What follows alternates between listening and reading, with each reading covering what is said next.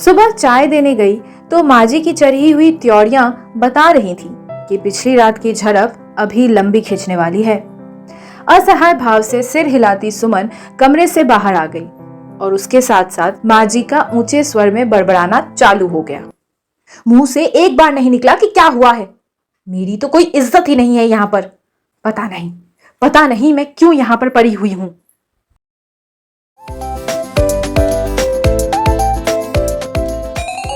आप सुन रहे हैं कहीं अनकहीं, सुकून भरी कहानियों की दुनिया, और मैं हूं आपकी हमसफर वर्षा। चलिए तो शुरू करते हैं आज का एक नया सफर। रसोई में काम करती सुमन के चेहरे पर उत्कंठा के साथ साथ क्रोध बढ़ता जा रहा था। हो गया वीकेंड का सत्यानाश। अब यह प्रोग्राम 3-4 दिन तक तो चलेगा ही। पूरे हफ्ते मर मर के काम करते रहो और सप्ताहांत में कोई ना कोई नई नौटंकी चालू ही हो जाती है। अपने लिए कप में चाय डालती सुमन मन ही मन बड़बड़ा रही थी। कमरे से आवाज आनी बंद हो गई। शायद माँ जी नहाने चली गई थी। चलो थोड़ी देर शांति रहेगी सोचती हुई सुमन ने गहरी सांस ली और आकाश को चाय देकर खुद भी बालकनी में सुबह की रुपहली धूप में जाकर बैठ गई। जब से बाबूजी गए हैं और माँ जी उनके साथ रहने शहर आई हैं, उनके स्वभाव में अजीब सा परिवर्तन दिख रहा है। हर सीधी बात उन्हें उल्टी लगने लग गई है। सुमन कितनी भी कोशिश कर ले पर माँ जी कोई ना कोई बहाना बनाकर खुद भी परेशान होती है और उन सबको भी परेशान करती हैं। सुमन और आकाश दोनों ही कामकाजी थे। 2 किशोरवय बच्चे थे, शिवाय और काव्या। दादा दादी शुरू से ही साथ में नहीं रहे, इसीलिए साथ रहने का अभ्यास नहीं था। कभी कभार मिलना होता है ना, तब सब कुछ अच्छा लगता है, क्योंकि वैचारिक भिन्नता होने पर भी हर कोई सामने वाले को ये सोचकर बर्दाश्त करता है कि कुछ दिन की बात है। पर संयम और समझदारी की असली परीक्षा तब होती है जब परिवार काफी समय तक अलग अलग रहने के बाद एक साथ रहने लगता है। यही हाल अब यहाँ था। पहले जिन बातों से माँ जी को कोई मतलब नहीं था, अब वो सब बातें एकाएक उनके लिए बहुत महत्वपूर्ण हो गई थी। चाहे वो सुमन का रहन सहन हो या आकाश का सुमन के साथ रसोई में हाथ बटाना, सब कुछ माँ जी को नागवार गुजरने लगा था। बच्चे बड़े हो रहे थे और दादी से ज्यादा उन्हें दोस्तों का साथ भाता था। जिस उम्र में वो थे उसमें बहुत ज्यादा रोक टोक वो पसंद नहीं करते थे, इसलिए उनकी आए दिन दादी से ठनी रहती थी। इन सब के बीच अगर कोई फंसता था तो वो थी सुमन। घूम फिर के सारी बात उस पर आकर खत्म होती थी कि उसने बच्चों को ना तो सही संस्कार दिए हैं और ना ही किसी बात पर रोकती टोकती है। इन बेवजह की बातों में फंसी सुमन का धैर्य धीरे धीरे जवाब देने लग गया था। सबसे बड़ी समस्या थी नाते रिश्तेदारों का यूं जताना जैसे वो लोग माँ जी के अकेले और असहाय होने का फायदा उठा रहे हैं। अब चूंकि वो उनके साथ स्थायी रूप से रहने लगी हैं, तो इसीलिए उन्हें उचित सम्मान नहीं दिया जा रहा है। अचानक से अपनी आत्मनिर्भरता और पति को खो चुकी माँ जी असुरक्षा की भावना के चलते बाहर वालों की बातों में आ जाती और कोई ना कोई टिप्पणी ऐसी कर देती जो घर का माहौल खराब कर देती। सुमन और आकाश दोनों ही संयम से काम ले रहे थे कि माँ को एडजस्ट होने के लिए थोड़ा समय देना पड़ेगा, पर कभी कभी उनका धीरज भी टूट जाता था और उनके मुंह से भी कुछ ना कुछ गलत निकल ही जाता था और फिर बनता था बात का बतंगर। एक एक बात आकाश की बहन और बाकी सब रिश्तेदारों तक पहुंचती थी। इन सब बातों का बच्चों पर असर यह हो रहा था कि उन्हें लगने लग गया था कि दादी के आने से सब खराब हो रहा है। चाहे सुमन उन्हें कितना भी समझाती, किसी न किसी बात पर वो दादी को उल्टा जवाब दे ही देते थे। बात और भी ज्यादा बिगड़ जाती थी। छोटी छोटी सी बातें ही उन सबके सुखी संसार में आग लगा रही थी। कल शाम भी दादी को टीवी पर अपना मनपसंद कार्यक्रम देखना था और काव्या ने उन्हें आवाज कम करने के लिए कह दिया और बस इतना काफी था माँ जी को यह बताने के लिए कि उनकी इस घर में कोई इज्जत नहीं है। इन्हीं ख्यालों में डूबती उतरती सुमन नाश्ते के लिए माँ जी को बुलाने उनके कमरे में गई तो कमरे में कोई नहीं था। लो, फिर चली गई वो नाराज होकर। सुमन आकाश के पास जाकर भुनभुनाई, फिर सारा दिन उनको मनाने में लगेगा। घर में बहस होने पर माँ जी सारे दिन के लिए या तो किसी मंदिर में जाकर बैठ जाती थी या फिर किसी पार्क में, और जब तक उनके पैर पकड़कर माफी नहीं मांगी जाती थी वो घर नहीं आती थी। रोज रोज के इस तमाशे से आकाश भी परेशान हो चुका था। रहने दो, आज अपने आप शाम को वापस आ जाएंगी। बच्चों ने सुना तो उनकी प्रतिक्रिया भी यही थी। ठीक ही है, शाम तक तो शांति रहेगी।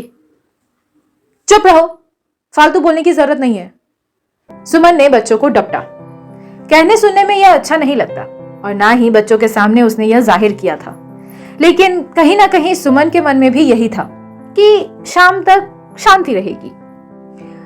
अपने कमरे में बैठी माँ जी उन सब की बातों को सुनकर हैरान थी।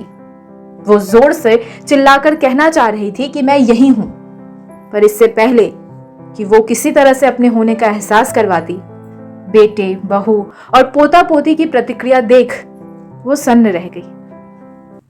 सच कहती हैं सुषमा जी, मेरी कोई जरूरत नहीं है इन लोगों को। अपनी ननद की बातें याद करती माँ जी की आंखों में आंसू आ गए। स्वर्गवासी पति की तस्वीर की तरफ देखकर वो बोली, सुन रहे हो ना? तुमने साथ बीच में ही छोड़ दिया। अब परिवार भी अपना नहीं रहा। हर किसी के लिए अनावश्यक बोझ सी हो गई हूं। और तो और आज ये नया नाटक शुरू कर दिया है, जैसे किसी को नजर ही नहीं आ रही। इतनी बेइज्जती से तो बेहतर है कि मैं गांव वापस चली जाऊं। वहां के तो पड़ोसी भी इनसे बेहतर हैं। कसमसाती हुई माँ जी की नजरें सामने शीशे पर पड़ी तो वो बोलती बोलती रुक गई। वो तो सच में नजर नहीं आ रही थी। उन्होंने घबराकर शीशे को अच्छी तरह से साफ किया, पर केवल कपड़ा शीशे पर फिसल कर रह गया। अब तो माँ जी के हाथ पैर ठंडे पड़ गए। वो भाग के बेटे के पास जाने के लिए मुड़ी, पर फिर ठिठक कर रुक गई। ये सब समझ रहे हैं कि मैं मंदिर गई हूं। देखो तो सही, इनके मन में क्या जहर है मेरे लिए। अगर इन्हें मेरी परवाह ही नहीं है तो क्या फर्क पड़ता है कि मैं दिख रही हूं या नहीं। डाइनिंग टेबल पर सब नाश्ते के लिए बैठे तो माँ जी भी खाली कुर्सी पर बैठ गई, पर यह देखकर वो और भी ज्यादा हैरान हो गई कि किसी का भी नाश्ता करने का मन नहीं हुआ और वो सब यूं ही उठ गए। आकाश अपने लैपटॉप पर काम करने में व्यस्तता का दिखावा करने लगा, पर उसकी नजरें दरवाजे पर ही लगी हुई थी। साफ पता चल रहा था कि वो माँ जी का इंतजार कर रहा है। माँ जी ने सुमन की तरफ देखा तो वो सबकी नजर बचाकर छत पर जा रही थी। उनकी छत से पास वाला मंदिर नजर आता था। शायद वो देखने गई थी कि माँ जी नजर आ जाएंगी। पोता पोती भी माँ जी के कमरे का कई बार चक्कर लगा वापस आ चुके थे। जो बच्चे हर समय उनसे टीवी पर प्रोग्राम देखने को लेकर उलझते रहते थे, उन्होंने माँ जी की अनुपस्थिति में कई बार टीवी चलाकर बंद कर दिया था और बेचैन से अपना अपना स्कूल का काम कर रहे थे। अपने बच्चों की बेचैनी देखकर माँ जी का मन भी पिघलने लगा था और वो उन्हें आवाज लगाने ही जा रही थी कि सुमन का मोबाइल बजा। बहन का फोन आने पर सुमन हमेशा कहीं अलग जाकर बात करती थी, पर आज माँ जी उसके पास खड़ी होकर सुनने लगी। अब करेगी अपनी बहन से मेरी बुराइयां। सोचती हुई माँ जी का ध्यान सुमन की आवाज से टूटा। हाँ दीदी, हाँ माँ जी भी ठीक है, कमरे में आराम कर रही हैं। सुमन ने तो बहन से बात करके फोन रख दिया, पर माँ जी ये देखकर शर्मिंदा सी हो गई कि सुमन ने तो बहन को ये भी नहीं बताया था कि वो घर पर नहीं है। उनकी बुराइयां तो बहुत दूर की बात थी। माँ जी की आंखों से अपने ही बच्चों के प्रति पड़ा हुआ बैर का पर्दा उठने लगा था। आंखों में भरे हुए आंसुओं को धोने के लिए वो बाथरूम में गई और अच्छी तरह से मुंह धोकर बाहर निकली। अब तक उन्हें गायब हुए 2-3 घंटे हो चुके थे और आखिरकार सुमन का धैर्य जवाब दे गया और वो बोल पड़ी। बहुत हो गया, चल के एक बार देख तो आओ, माँ जी मंदिर में है भी या नहीं। मेरा मन बहुत घबरा रहा है, गुस्से में कुछ गलत ना कर बैठे वो। वैसे भी आजकल वो हमसे नाराज ही रहती हैं। सुमन की बात जैसे सबके दिल की बात थी। सभी फौरन बाहर की तरफ लपके। अपने बच्चों को अपने लिए इतना परेशान देखकर माँ जी का मन भर आया और वो बच्चों को आवाज लगाने ही जा रही थी कि उन्हें शीशे में अपना अक्स नजर आ गया। वो वापस आ चुकी थी अपने परिवार के बीच, अपने अपनों के बीच। इससे पहले कि वो आवाज लगाती, उनकी नींद सुमन के आवाज लगाने से खुल गई।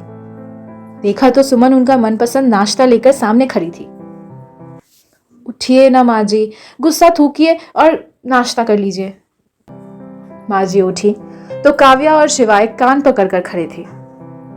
माँ जी ने बिना कुछ कहे बच्चों को खींचकर छाती से लगा लिया। कई महीनों बाद दादी के प्यार की उष्मा को महसूस करके बच्चे भी दादी से लिपट गए थे। बच्चों के सिर पर हाथ फेरती माँ जी भगवान का शुक्रिया अदा कर रही थी जिसने उन्हें सोते से जगा दिया। क्या पता ये ईश्वर का इशारा था कि परिस्थितियों को देखने का नजरिया बदलने का वक्त आ चुका है। नहीं तो वो बाहर वालों के बहकावे में आकर अपने ही बच्चों से दूर होती जा रही थी। सपने में ही सही, गायब होना अच्छा लगा। सोचती माँ जी के चेहरे पर मुस्कान थी।